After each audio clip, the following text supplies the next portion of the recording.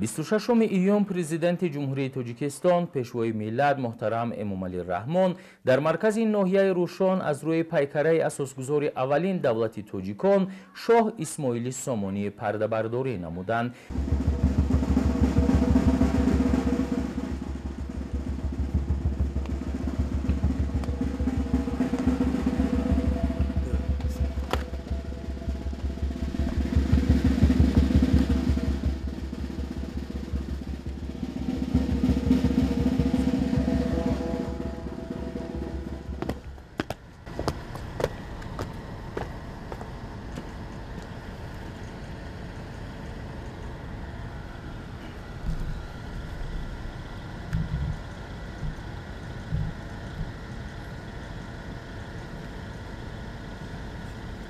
иншооти мазкур бо маблағгузории мақомоти иҷроияи ҳокимияти давлатии вилояти мухтори Кӯҳистони Бадахшон ва ноҳияи Рӯшон дар масоҳати умумии 1000 метри мураббаъ бунёд шудааст. тадбири мазкур дар доираи омодагӣ ба истиқболи сазовор аз ҷашни бузургу муқаддаси миллӣ 35-солагии истиқлоли давлатии ҷумҳурии Тоҷикистон амалӣ гардид.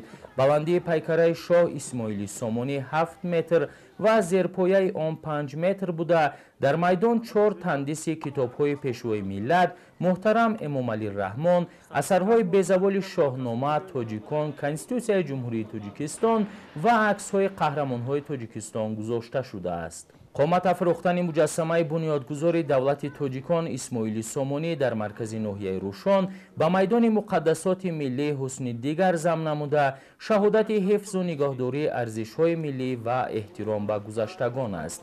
зимни шиносоии пешвои миллат муҳтарам Эмомалӣ Раҳмон ба корҳои анҷомёфта баҳои баланд дода бунёди пайкараро дар шафати парчам ва нишони давлатӣ дар самти қадрдонии шахсиятҳои тарихии миллати тоҷик нек арзёбӣ намуданд. таъкид карда шуд ки майдони муқаддасоти миллӣ яке аз маконҳои асосии баргузории ҷашну чорабиниҳои давлатию миллӣ ба ҳисоб рафта, ҳамчунин дар он барои истироҳату фароғати сокинон имконоти мусоид фароҳам гардидааст. ба масъалаи сабзазор ва гулпӯш намудани атрофи иншооти тозабунёд таваҷҷӯҳ зоҳир гардида ҳудуди он бо гулҳои рангуранг ва дарахтони ороишиву сояафкан оро дода шудааст ки ба ҳусни гулгашт таровати тоза зам менамояд. бо назардошти талаботи меъмурию шаҳрсозӣ тамоми роҳраву гузаргоҳҳои дохилу атрофи назди пайкараи Исмоили Сомонӣ сафолакпӯш ва чароғон карда шудааст.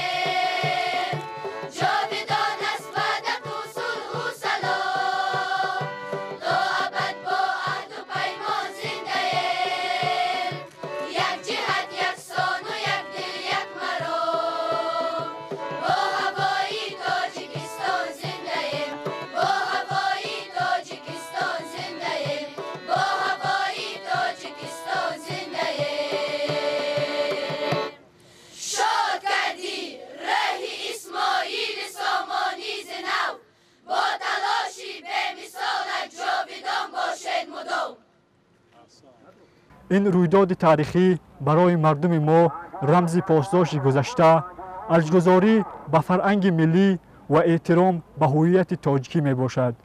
شاه اسماعیل سامانی همچون شخصیت بزرگ تاریخی به کاخ سیاست خردمندانه، جسارت دلیرانه و اندیشه دولتداری توانست بنیادگذار نخستین دولت متمرکز تاجیکان گردد.